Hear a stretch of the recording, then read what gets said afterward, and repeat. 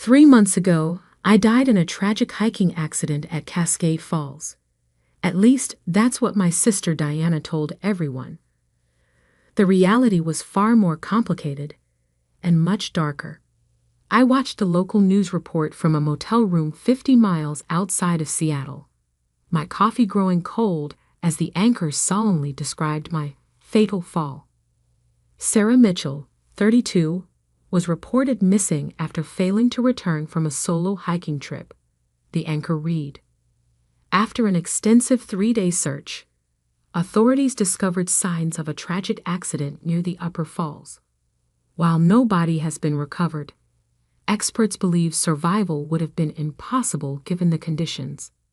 The camera cut to Diana, her perfect face streaked with artfully applied tears. "She was my best friend," she sobbed. "My only sister.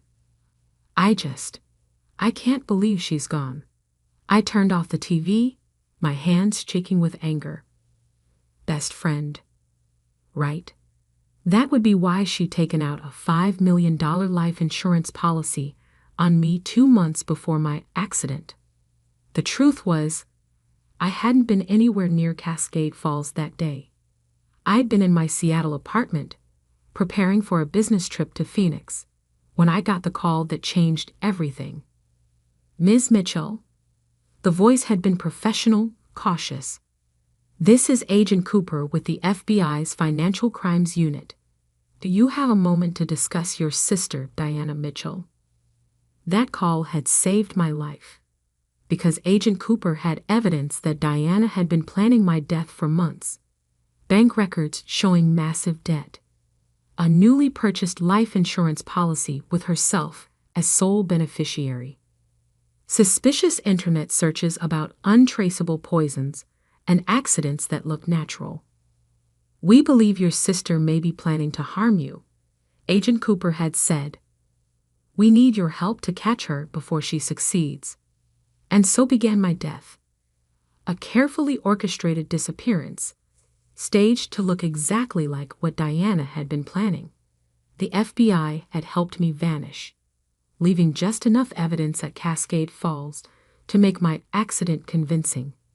For 3 months, I'd watched from the shadows as Diana played her role perfectly.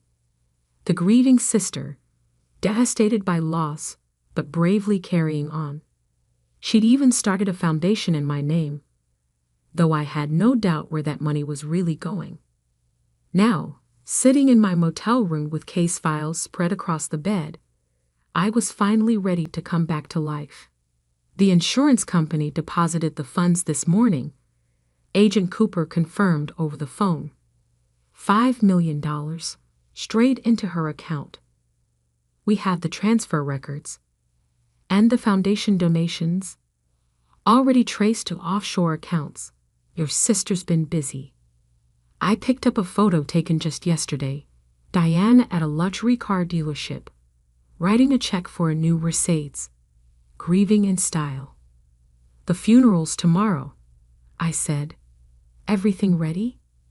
"Teams are in position.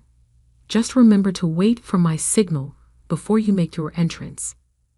I smiled, thinking of Diana's face when she saw me. "Oh, don't worry. I want this to be perfect." Perfect, like Diana had always been. Perfect grades, perfect hair, perfect life. While I was the awkward one, the plain one, the one who had to work twice as hard for half the recognition. Our parents' death 5 years ago had only widened the gap. Diana had gotten the lion's share of the inheritance naturally. The golden child. I'd gotten just enough to start my own business. A small tech consulting firm that had finally started to become successful.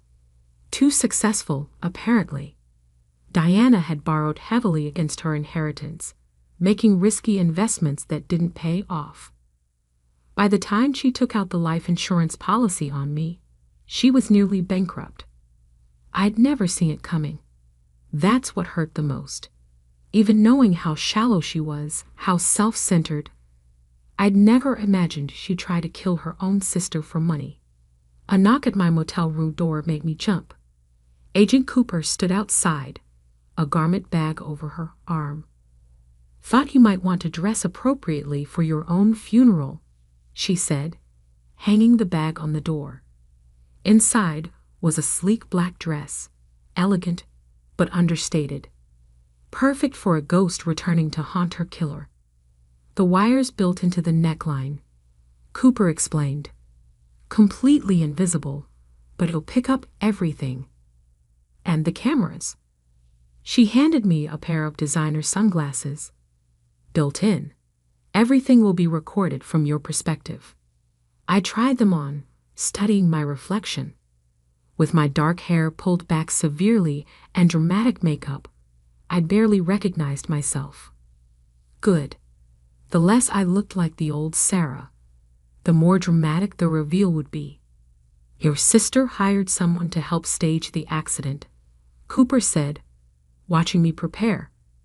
"A local guide who was supposed to verify seeing you on the trail that day. He rolled over on her as soon as we showed him the evidence. His testimony alone would convict her." "But that's not enough, is it?" I turned from the mirror. "You want her to confess. On camera, wearing a wire, with 50 witnesses." Cooper nodded. "No wiggle room. No legal gray areas. Just pure, incontrovertible proof of premeditated fraud and attempted murder." I thought of all the times Diana had overshadowed me, dismissed me, treated me like an afterthought in her perfect life. Tomorrow, she'd learn just how big a mistake she'd made in underestimating me. "Get some sleep," Cooper advised.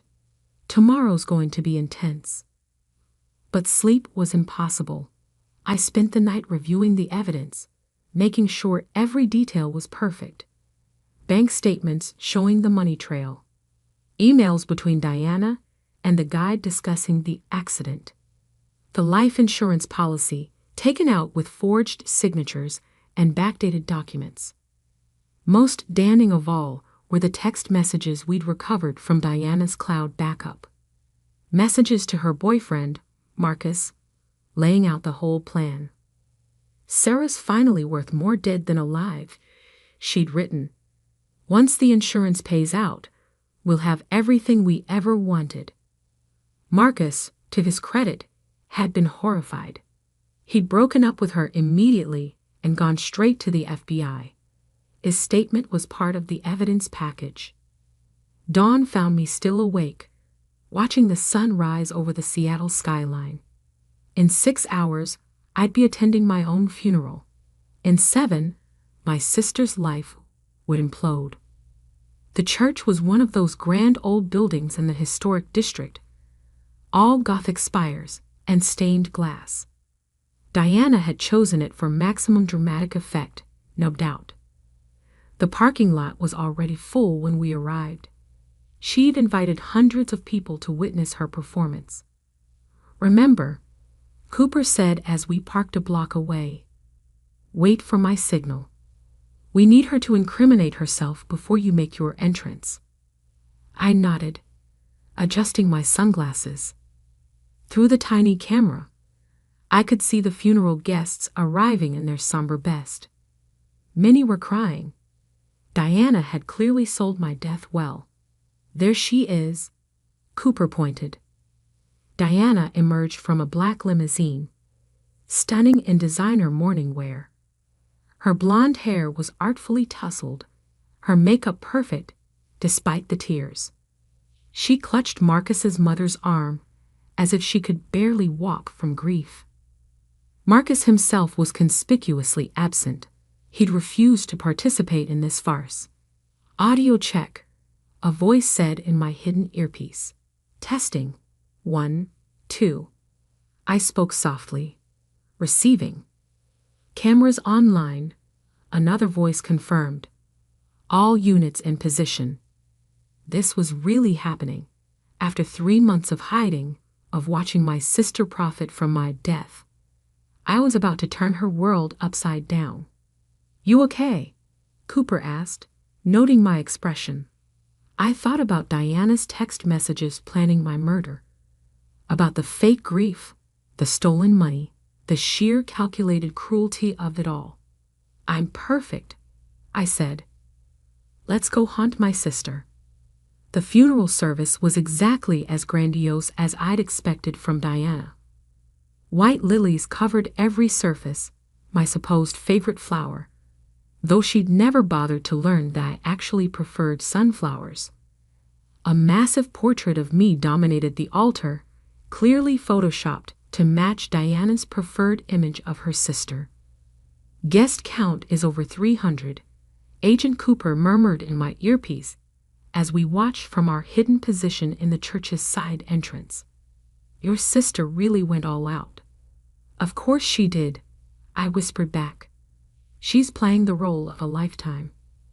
Through my camera-equipped sunglasses, I recorded everything. The greeting faces, many of whom I barely recognized. The expensive flower arrangements with cards proclaiming in loving memory. The donation box for the fraudulent foundation Diana had started in my name. "Target approaching microphone," another agent reported. "Showtime."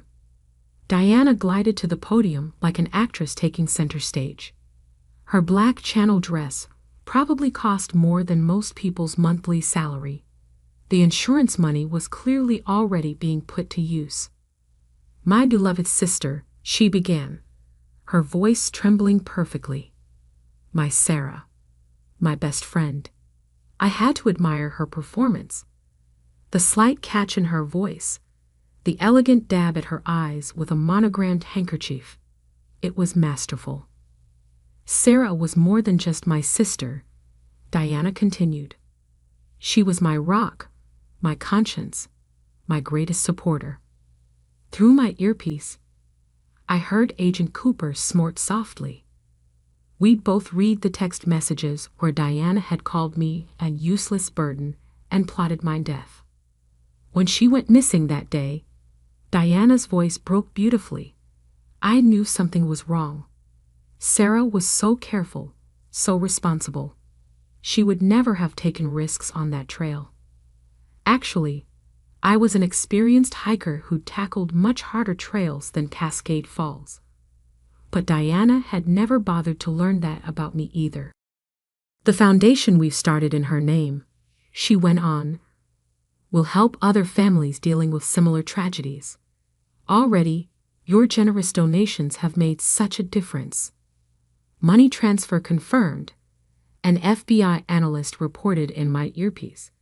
Another 100,000 moved offshore this morning. I smiled coldly. Diana hadn't wasted any time laundering the foundation money through her network of shell companies. I just wish. Diana dabbed her eyes again. I just wish I'd been able to say goodbye, to tell her how much I loved her. "Target is moving to phase 2, Cooper murmured. "Get ready." Right on cue, Diana's voice strengthened with false resolve. But Sarah wouldn't want us to dwell in sadness. She'd want us to celebrate her life. That's why, in her memory, I'm announcing a new initiative. She went on to describe an elaborate charitable program that would never exist.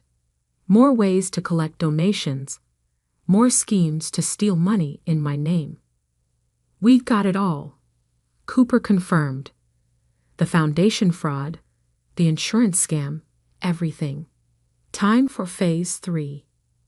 I watched as one of our undercover agents approached the podium, handed Diana a note. Her performance didn't slip for a second as she read it. "Oh," she said softly into the microphone. "I've just been informed that they may have found something at the falls." Murmurs rippled through the crowd. This was the moment Diana had planned carefully, a dramatic announcement that would cement the story of my death and eliminate any lingering questions. "The search teams," her voice shook, "they've discovered evidence, personal items that confirm." She pressed the handkerchief to her mouth. "That confirm my beloved sister is truly gone."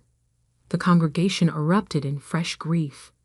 Diana sank gracefully into her seat, accepting comfort from the wealthy socialites she'd invited to witness her performance. "All units in position," Cooper said tersely, waiting for the signal. I watched through my camera as Diana leaned close to one of her friends, whispering something that made them both smile slightly, probably already planning how to spend more of my insurance money. "The insurance company's fraud department is standing by," another agent reported.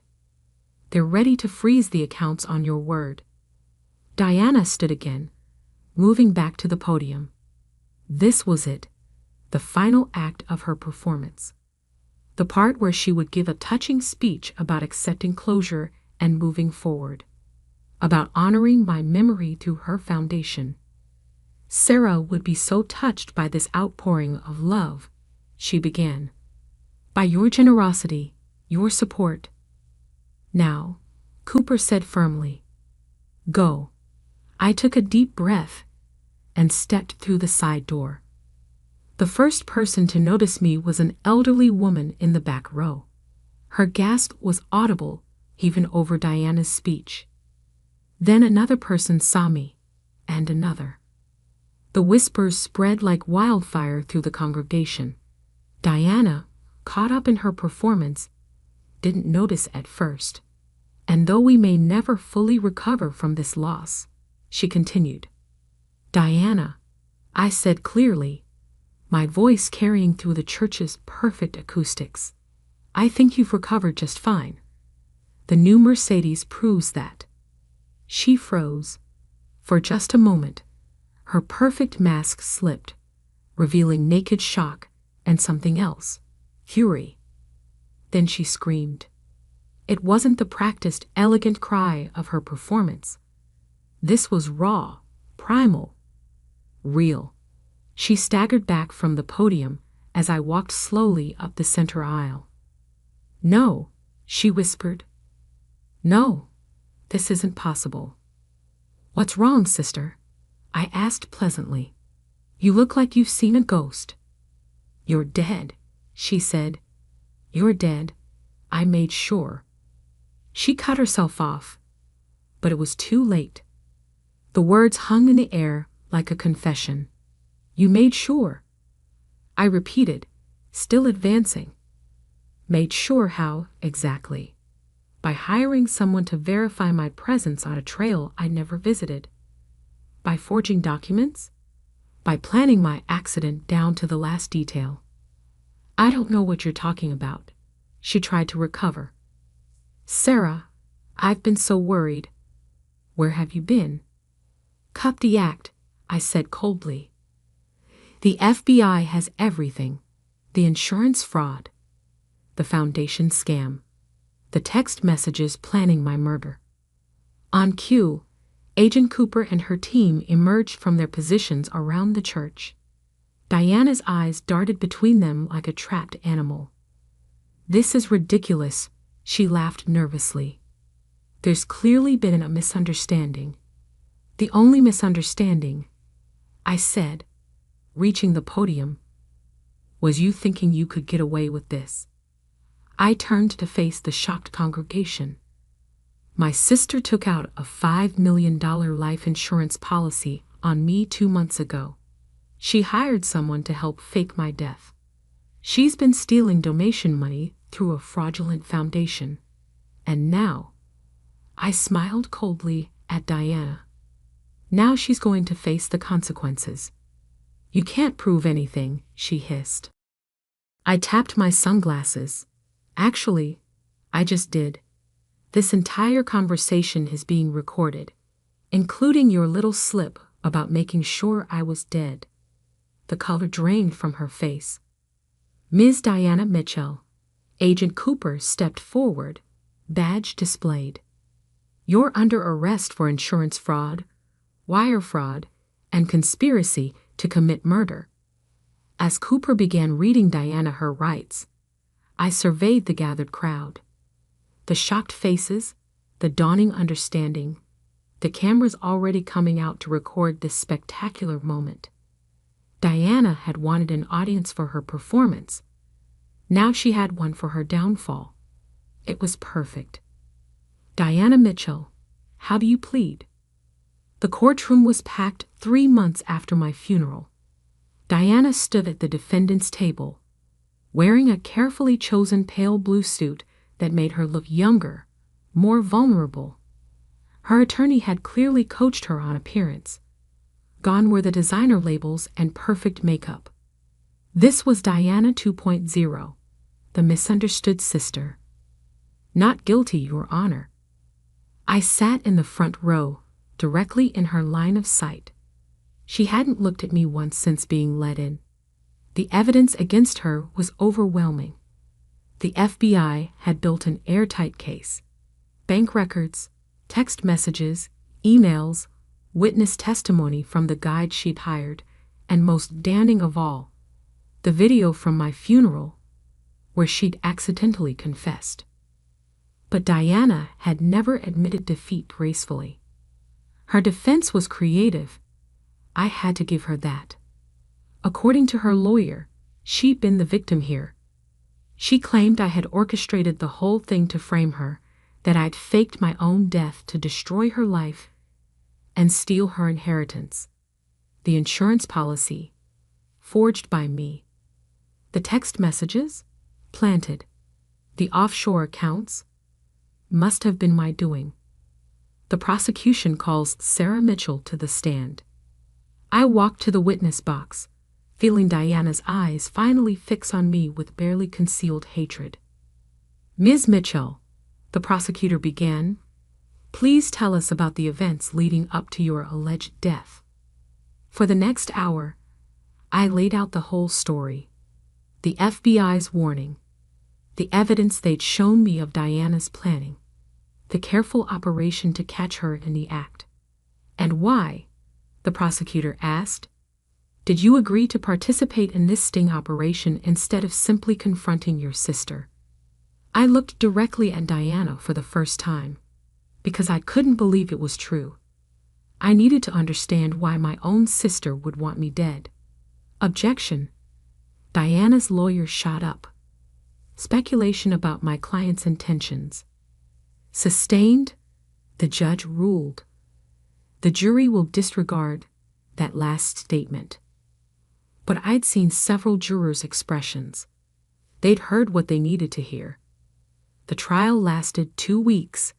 Every day revealed new details of Diana's scheme. The insurance agent testified about the forged policy documents. The hiking guide described how she paid him to lie about seeing me on the trail. Marcus, Diana's ex-boyfriend, detailed the conversations where she planned my accident. Through it all, Diana maintained her innocent act. Tears at appropriate moments. Confused looks when damning evidence was presented. Hurt glances at me, as if she couldn't understand why her beloved sister would do this to her. It might have worked, if not for the video. On the final day of testimony, the prosecution played the complete recording from my funeral. The camera in my sunglasses had captured everything in perfect clarity. Diana's performance, her shock at seeing me, and most importantly, her damning words, "You're dead, I made sure." The jury took less than 2 hours to reach a verdict. On the charge of conspiracy to commit murder, we find the defendant guilty. Diana's perfect mask cracked. On the charge of insurance fraud, we find the defendant guilty. Her fingers gripped the table until her knuckles went white. On the charge of wire fraud, we find the defendant guilty. A small sound escaped her, something between a gasp and a snarl. As the judge prepared to announce sentencing, Diana finally snapped.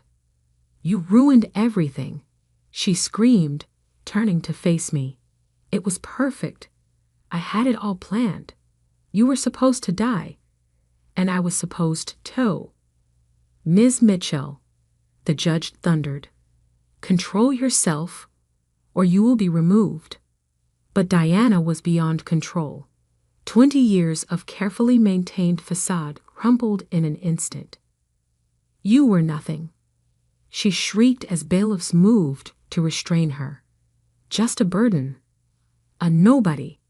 I deserved that money. I deserved. They dragged her out, her screams echoing through the courthouse. The judge called a brief recess to restore order. Agent Cooper touched my arm. "You okay?" I nodded, watching the door where Diana had disappeared. I finally got my answer. About why she did it. About who she really is. I gathered my things. And who I am. The sentencing, when it came, was severe. 25 years for conspiracy to commit murder. 10 years each for the fraud charges, to be served consecutively. No possibility of parole for at least 30 years. Diana's perfect life was over. Outside the courthouse, reporters waited with cameras and microphones. "Ms. Mitchell, how does it feel to send your own sister to prison? Any comment on the foundation money still missing? Will you be writing a book about your experience?" I stopped at the top of the steps, considering my response carefully. "My sister died long before she tried to kill me," I said finally.